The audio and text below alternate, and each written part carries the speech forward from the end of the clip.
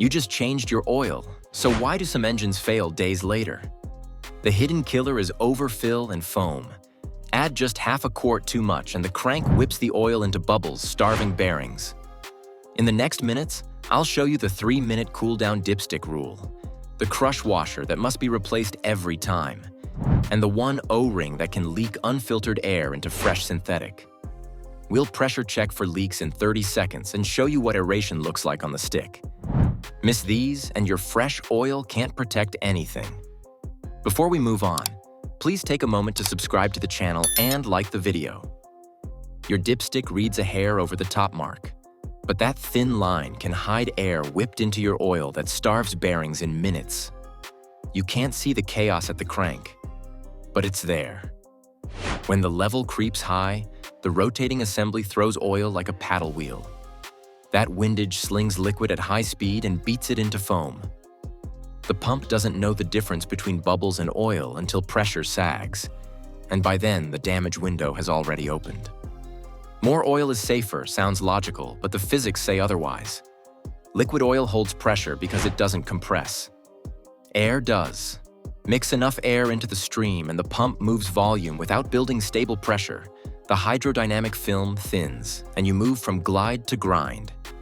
Bearings, cam lobes, and turbo journals all rely on that consistent film. Lose it, even briefly, and surfaces touch. That's where the wear accelerates. Start with an accurate reading. Shut the engine off and wait 3 full minutes. That pause lets hot oil drain from the heads, galleries, and filter back to the pan so the stick isn't lying to you. Level ground matters. A slight incline can push the reading high. Wipe the stick, seat it fully, pull it once, and trust the second look. If you overshoot here, you set up the foam storm when you restart. Sneak up on full instead of dumping the last bottle. Add a quarter-quart at a time. After each addition, let the engine idle for about 30 seconds to circulate. Then shut it down and give it the same 3-minute cooldown before checking again. That rhythm keeps you from chasing a moving target and overshooting past safe. If you're between marks, remember most sticks equal roughly a quart from low to full. A small nudge is all you need. The early minutes after a change are the danger zone for wear. That's when clearances are cold and tight, and surfaces need solid pressure to float. If the oil is aerated during this window, the film collapses fast. You won't hear a siren, but the bearings will. Keep that first run clean. Correct level, steady pressure, no foam. You can spot aeration with your eyes. Pull the stick and look for a haze of tiny bubbles clinging to the film instead of a smooth, glassy sheen. On some engines, a slight milkiness or froth under the filler cap after a gentle blip can show up when oil is churned. Don't confuse condensation goo from short trips with fresh foam. You're looking for bubbles that appear right after running, not old sludge from months of idling.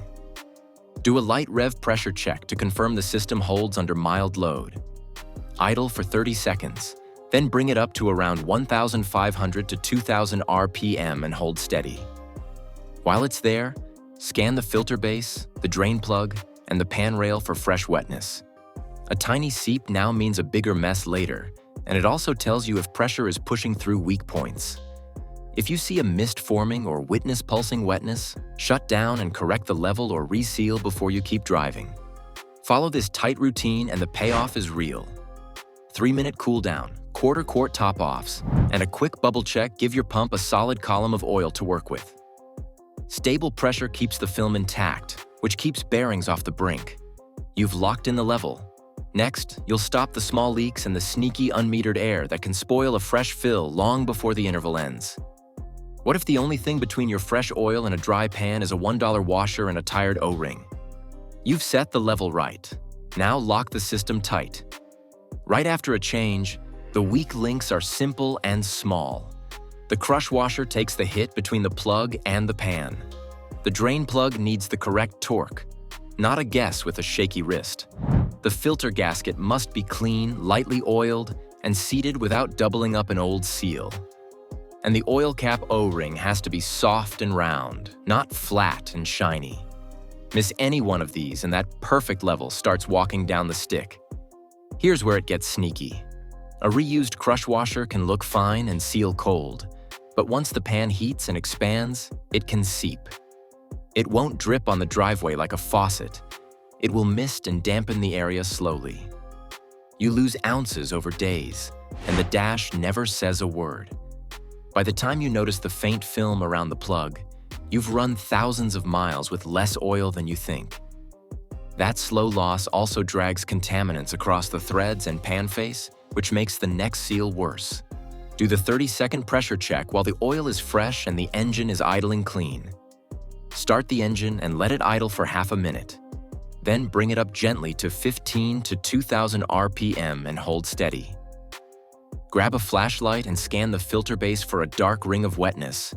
Watch the drain plug head and trace the pan edges. Any beads that grow or a line that creeps means stop and fix it now. A quarter turn on a drain plug set to spec is safer than another full pull. If the filter gasket weeps, shut down, remove it. Clean the base, verify the old gasket didn't stick, and reinstall with a film of oil on the new seal. Now check the oil cap O-ring.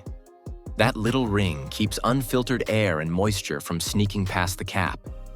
If it's cracked, flattened, or hard, it can let in humidity that condenses and dilutes additives. It also messes with the pressure balance the PCV system expects, which can skew trims and send grime into your fresh fill. Replace the cap seal if it looks tired. It costs less than a coffee and can save you from varnish and sludge. While you're there, give the PCV valve a quick test. Listen for a clean rattle when you shake it, or verify it holds a light vacuum at idle without collapsing hoses. A stuck valve can pull oil mist into the intake, which lowers the effective oil volume and builds deposits on valves and pistons. If it's gummed up or silent, swap it. It's cheap, and it keeps the crankcase breathing right. Finish by resetting the oil life monitor so the car isn't guessing based on the old interval. Follow the specific steps for your model.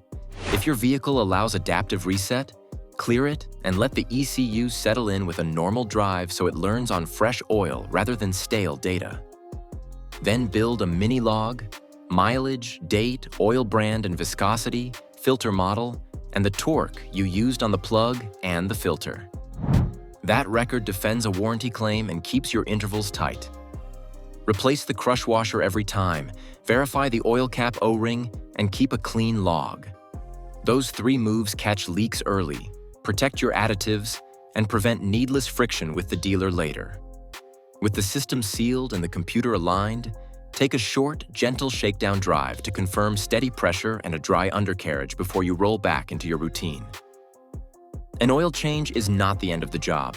It's the beginning of protecting your engine. Precision after the change matters more than the brand on the bottle. Correct level prevents foam, fresh seals stop slow losses, and a 30-second pressure check confirms the system is tight. That's what shields bearings when they're most vulnerable. Follow the 3-minute cool-down dipstick rule.